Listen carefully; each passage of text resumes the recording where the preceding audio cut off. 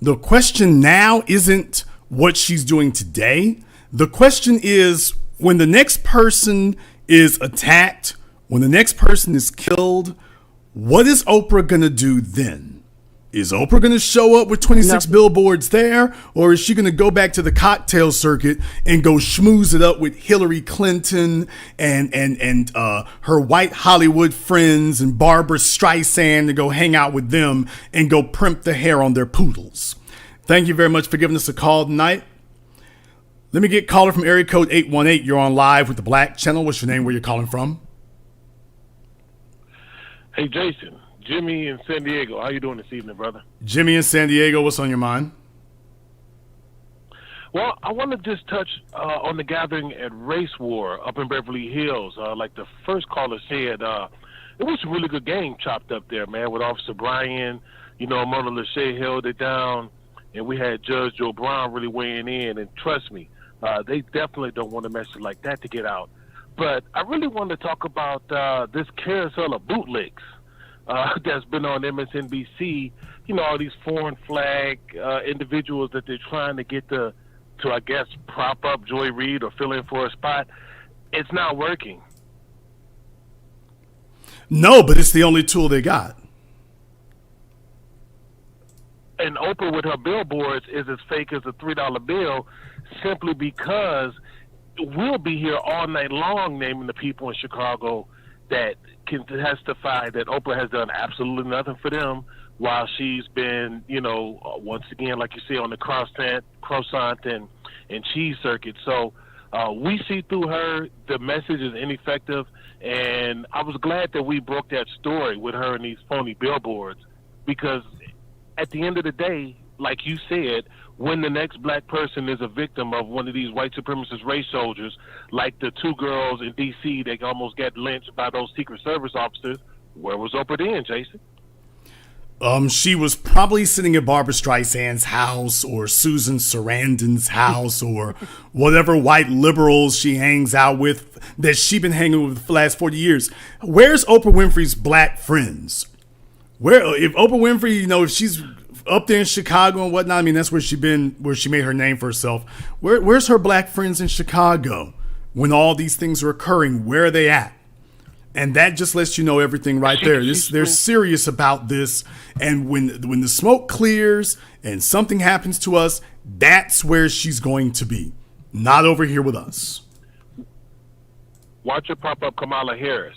Between Kamala Harris and Susan Rice, we both know that they're probably going to pick Heels Up Harris with her ratchet record out here of just allowing black people to get lynched and slaughtered while protecting the police cops and taking cash from the unions and not punishing police soldiers.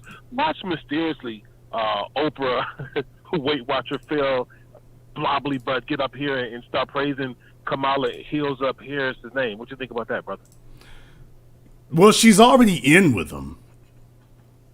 So it's not really going to take a whole lot, you know, to get her over there. She's already in. Those are her peeps, man. Those are her people. We're not. We're not her people. Those are her people. And her people are letting her know. I mean, she has already expressed contempt for us in public and around them. So those are her people. She knows what they want to hear. She's going to do that. Mm-hmm. And when her back is to the wall and those white folk tell her, okay, where you stand, she's going to go with them. She's going to go with them. I can't make it any more plain for anybody. She's going to side with them. It's what she's always done. It's what she'll always do.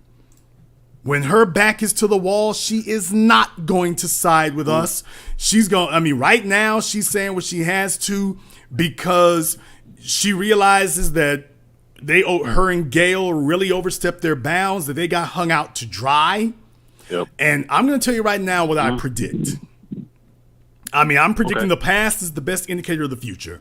She's going to talk like this for just a little bit. Then she's going to go hold a kumbaya session where she invites a bunch of white people off the streets and say, we're going to have us a talk about race. We're going to get together and discuss race. And then let's get in our feelings. She's gonna get some white men who've been calling black folk nigga since they could walk. And she's gonna be like, why do you have to be like that? Don't you know we're all God's children?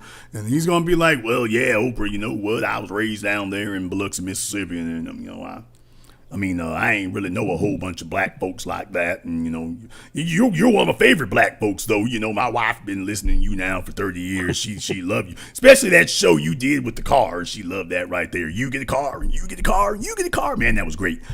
Yeah, so as long as you're the entertaining mammy, that is the level of contact that Oprah Winfrey has with white supremacists. And this is the point I was making last night. You and I don't get if the worst thing that happened to us was that we went to a store to go buy a high-priced handbag and the clerk, got funny with us. If that was the worst that was happening to us, there wouldn't be a march for reparations and a fight against white supremacy. That ain't white supremacy. Somebody at the damn Chanel store not selling you a purse, that's not white supremacy. That is not mistreating you with impunity. That is not a system of people targeting you to deprive you of resources, life, liberty, and the pursuit of property and or happiness. That ain't white supremacy. That's Oprah Winfrey's experience with, quote, racism. I couldn't get a handbag I wanted. She's sitting among black folk who have been shot, killed, assaulted. All of us got stories like that and telling us, oh, I know exactly how you feel. I couldn't buy a handbag once. If that's a white woman talking, dude. That's a white woman talking.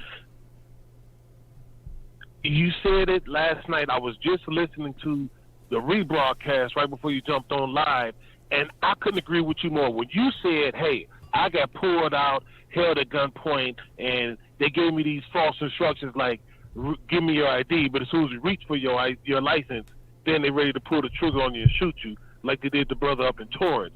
So, yeah, you and I, first of all, we don't even make it to the store, right? They pull us over, jack us up as we're going down Wilshire Boulevard and Santa Monica Boulevard to get to Beverly Hills or go shop over there.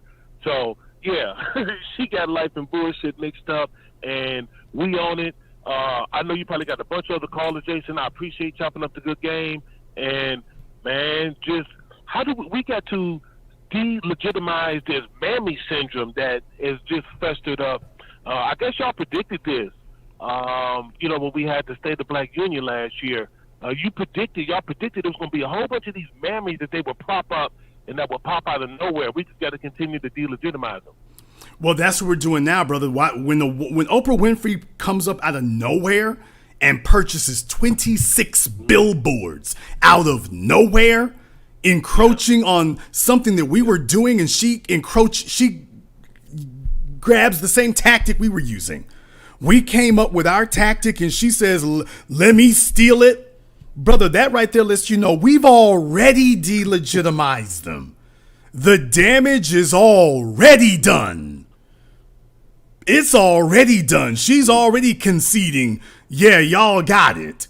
She's over here trying to say, well, let me see if I can you've got the audience. Let me see if I can convince them that I'm legit. Thank you very much for giving us a call tonight. Let me get a caller from area code 313. You're on live with the Black Channel. What's your name? Where you calling from? Hello, Jason. My name is Tim. I'm calling from Detroit, Michigan. How are you doing this evening, sir? Okay, Tim. If you're on Bluetooth or speakerphone or whatever, I'm not sure. Your volume's a little bit low. Speak up a little bit there. You're calling from Detroit. Yes, I am, sir. I recently started buying into black-owned businesses, and I recently started putting my money into it instead of these white-owned establishments. I understand your message. I bought your video, or should I say DVD, Race War, and all I want to say is keep it black first. And thank you for your message, sir. Well, thank you very much for giving us a call tonight. Please do give us a call again, because what you do makes all the difference. I'm just one guy, but when you and me and us and we and all of us get together and follow a pattern of behavior, that's what changes things. Caller from area code 347. You're on live with the Black Channel. What's your name? Where you calling from? Oh, Last try. Caller from area code 347. Wake up.